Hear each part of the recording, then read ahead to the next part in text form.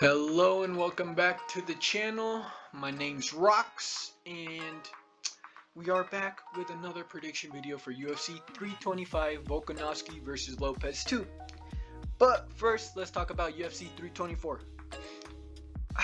I ended up going 8 out of 11 because two of the fights ended up getting canceled right after I said hopefully none of them get canceled.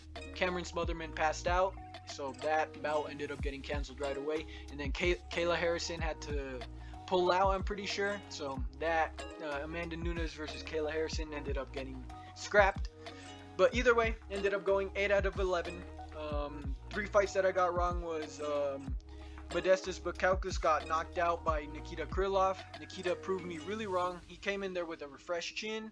He came in there looking really patient and really good, and he put on a kickboxing clinic for basically all 3 rounds, and then basically ended it with a nasty overhand with seconds to go on the 3rd round. So good on Nikita Krylov.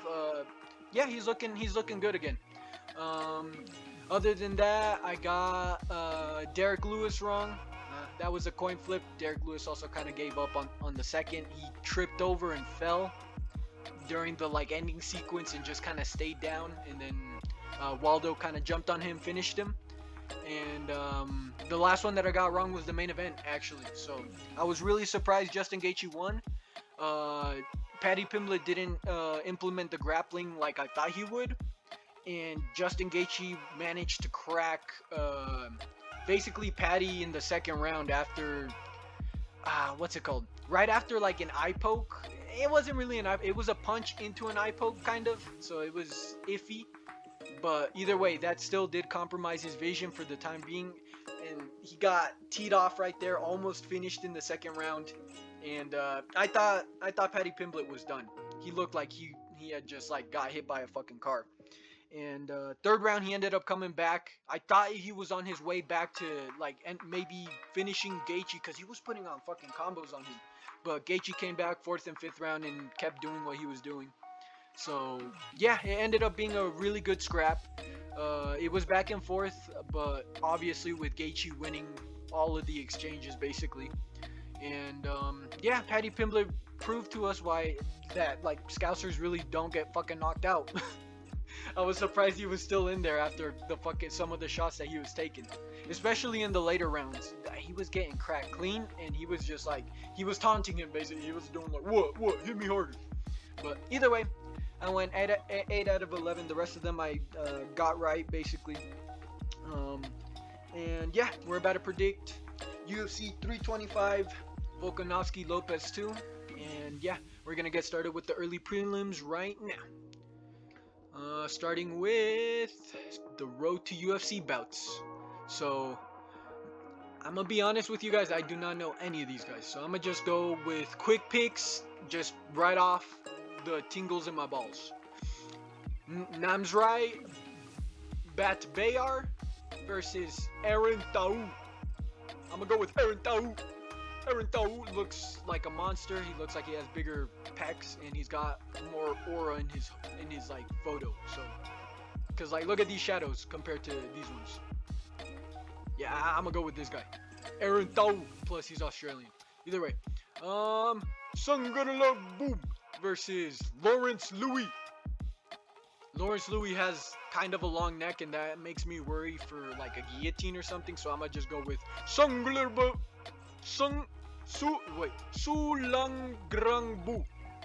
Sulangrangbu. And then we have Sebastian Sazale versus Gechiro Nakamura. I'm gonna go with Gechiro Nakamura, because look at him, dude. He just looks like he's happy to be there, dude. He looks like he's happy to fight. And anyone who looks like they're happy to fight, they're usually pretty dangerous. So I'm gonna go with Gechiro Nakamura. Okay. My boy, Dom Marfan versus Sung Uk Kim. I'm gonna go with Sung Uk Kim because he kind of looks like a dude that I saw in Physical Asia. So I think maybe he's that guy. And yeah, that's the only reason I'm picking him. All right, moving on to the prelims. Con Ofli versus Yiza. I'm gonna go with Con Ofli. Khan Hopefully. No if, buts, or ands. Khan Hopefully, okay? Alright, moving on. Jonathan McLeaf versus Oben Elliott. I'm gonna go with my boy Oben Elliott. He's been going on a tear recently. Jonathan's barely starting his UFC run, so I still need to see some more out of him. So I'm gonna go with Oben Elliott by either TKO or submission. Either way, it's gonna end inside the distance for Oben Elliott. Moving on. Jacob Malkoun versus Torres Finney. Torres should not be called the Punisher. Actually, maybe that might be an appropriate name because like he literally punishes us with the fights that he makes us watch. He makes us watch these fights. But either way, Torres Finney, he's got really safe style, I'd say. That's why he's undefeated. I don't really like his style at all. I don't like watching it, so I'm gonna go with Jacob Malkoun to get a KO over Torres Finney. Torres Finney just likes to like basically smudge grapple and not really do anything with it. And yeah, just ride his way usually to decisions. So that's probably why he's called the Punisher, because he punishes everyone watching his fights. So hopefully Jacob Malkoun can knock him out. I don't really like Torres. Okay, either way. Cody Brundage versus Cam Roston.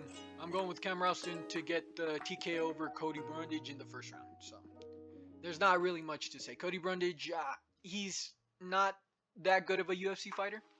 I think we all really know that. He's gotten a couple of good moments, but other than that, like, he hasn't really shown that he's UFC level, you know what I mean? And Cam Roston, I think he can be UFC level. I think he's got more of a ceiling than fucking Cody Brundage has. Cody Brundage's ceiling is like at the floor, while Cam Roston's ceiling is like way beyond the stars right now, dude. So I'm gonna go with Cam Roston to TKO Cody Brundage, 100%. Alright, Junior Tafa versus Billy Alicana. Billy Alicana has been going on a tear ever since his one loss, so I'm gonna go with Billy Alicana. Billy Alicana is looking fast, he can take people down, and usually like he's the taller person in there, and he's gonna be the taller person here. 100%. I don't know why they list Junior Tafa as 6'3". I don't think he's 6'3", but we'll see. I think Billy Alicana is gonna be able to get Junior Tafa out of there. So Billy Alicana by KO, maybe second or third round. My boy Quillen Salkield versus Jamie Malarkey. Yeah, I think the betting odds like kind of show what is expected. Quillen Salkield is expected to run through Jamie Malarkey, so this is kind of a layup. But Jamie Malarkey always has a chance to just kind of like tie you up, I guess. But Jamie Malarkey's super chinny. That's always been his problem, is that he's always been super chinny. So I think he's gonna get chinned by Quillen Salkield. My prediction is either decision or KO for Quillen Salkield. So end of the day, in a 3-round bout, I'm going with Quillen Salkield to win. Alright, moving on. First bout of the main card. Tai Tuivasa, Bam Bam, versus Talashin Teixeira. I'm going to go with the underdog on this one. I'm going to go with Tai Tuivasa. Now, the reasoning behind this is that he's fighting with his fellow Aussies. He's going to be opening up the main card for his fellow Aussie men. So he's going to need to fucking show out. If he doesn't show out right here, right now, when does he? You know what I mean? So, I'm going to go with Tai Tuivasa to get the KO over Talashin Teixeira. Even though I think Talashin Teixeira is probably going to knock his ass out. I think Tai Tuivasa, I think he's still got the skill enough to hang like with a prospect at least. This guy is a prospect at the end of the day. We haven't seen him at the top. Tai Tuivasa has at least fought a couple of the top contenders up there. So, end of the day, I'm going to go with Tai Tuivasa to use his experience to outdog Talashin Teixeira and get a KO over him. Okay, moving on. Rafael Fiziev versus Mauricio Rufo. Holy crap, this is gonna be a certified hood classic. I can already tell. These next three fights are probably all certified hood classics. Either way, Rafael Fiziev versus Mauricio Rufy. Mauricio Rufy, if you didn't know, left the I'm pretty sure he left the Fighting Nerds to go train with Alexander Volkanovski's team.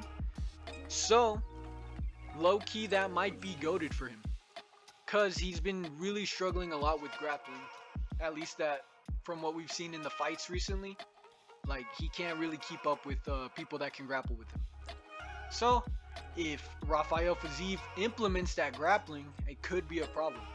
But like I said, Mauricio Rufy is working with a new team now. They're not working with the Fighting Nerds, the Aura Farmers. But we'll see. Honestly, we'll see. I think Mauricio Rufy, if he is actually taking his job, or not his job, but like his career seriously, and he really wants to get the title, I think he's gonna make enough improvements. Like after the BSD fight, he's seen the holes in his games. He's gonna make enough improvements to the point where Rafael Fiziev won't be able to take him down. But at the end of the day, I don't think that's gonna be enough. I'm gonna still go with Rafael Fiziev to end up getting a pretty hard fought but clear decision over Mauricio Rufy. Why? Because Rafael Fiziev has fought the better competition as of recently. He's fought Justin Gaethje, who is now the interim champ, twice. Arguably, he's won a couple rounds off him. And he's just been fighting more of the top contenders compared to Mauricio Rufy. And what the hell happened to Mauricio Rufy as soon as he faced Benoit Saint-Denis? As soon as he faced someone from the actual top of the division, he kind of got smoked. Someone that kind of knew what they were doing on the ground, he got smoked. So at the end of the day, I feel like it's not been enough time to where Mauricio Rufy can really improve that rapidly. So I think it's going to be to the point where Rafael Fiziev, if he does implement a little bit of grappling, and even if Mauricio Rufy can defend it, it's going to be in the back of his mind, and that's going to mess up all of his game. It's going to mess up his game and his striking, how he regularly strikes. He's going to be worried about the takedown. That's just going to open up more opportunities for Rafael Fiziev to land just a bunch of flashy shit on Mauricio Rufy. I even see Mauricio Rufy maybe even getting dropped by Rafael, because Rafael's fast and he hits pretty strong.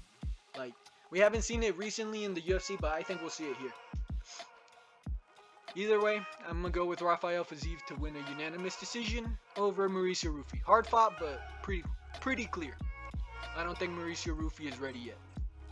Moving on, co-main event of the evening: Dan Hooker versus Benoit, God of War, Saint-Denis.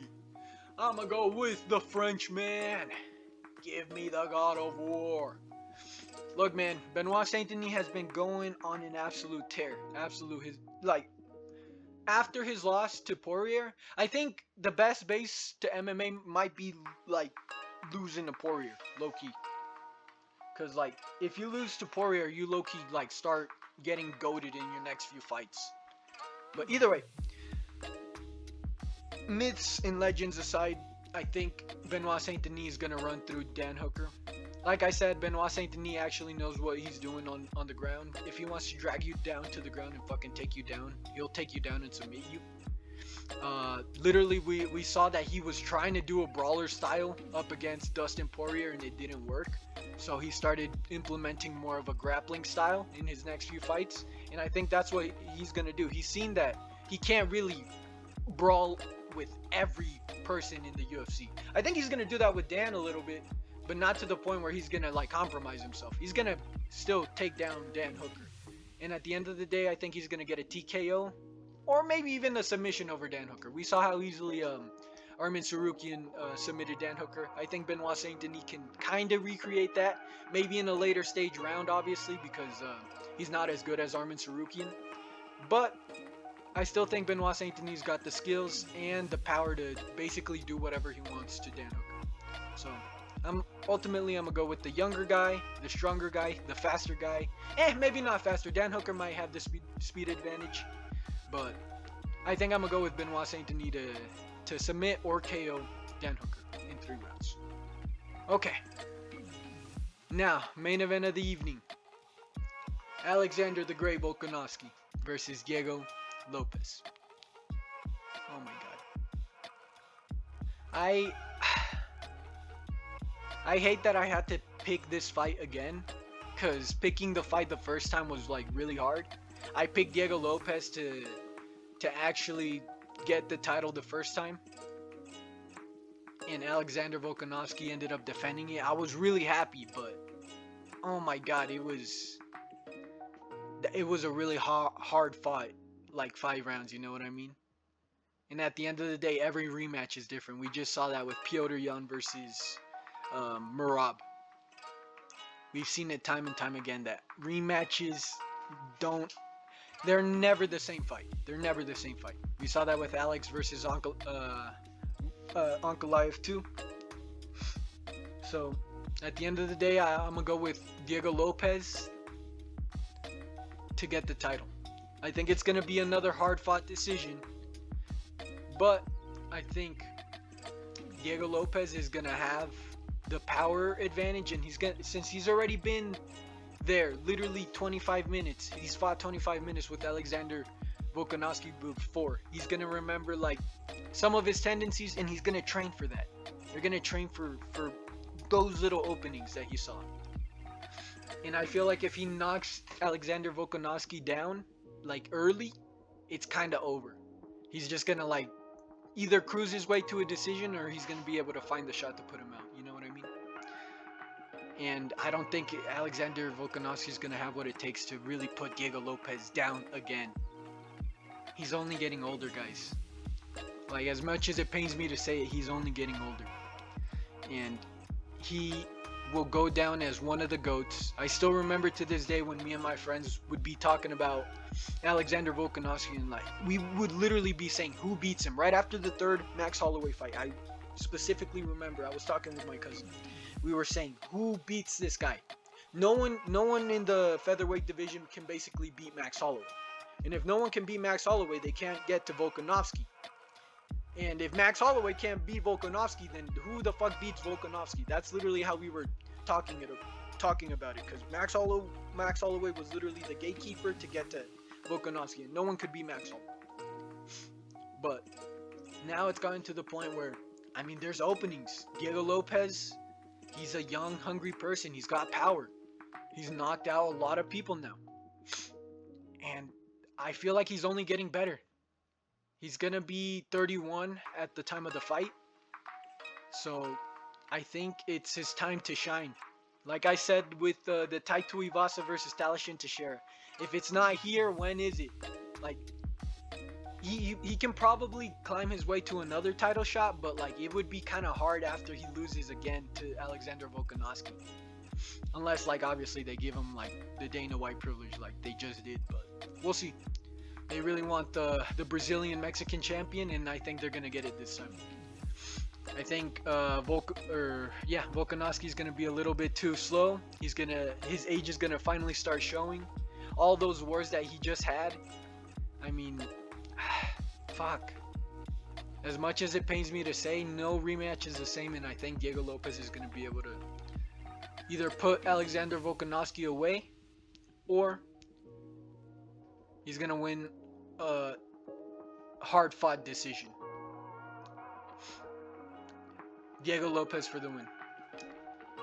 Alright, boys. That is UFC 325 predictions for this week.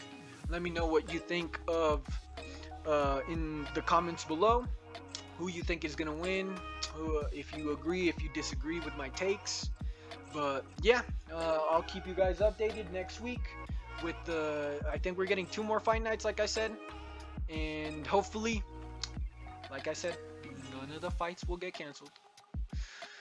Fingers crossed, fingers crossed. If I say it again and more fights get canceled, I'm not saying it again, okay? I'm never saying it again, I promise. But either way, I'll catch you guys on the next video. Hopefully, your guys' days will go good. I don't really know how to end the video, so yeah. I'll catch you guys later. Peace out.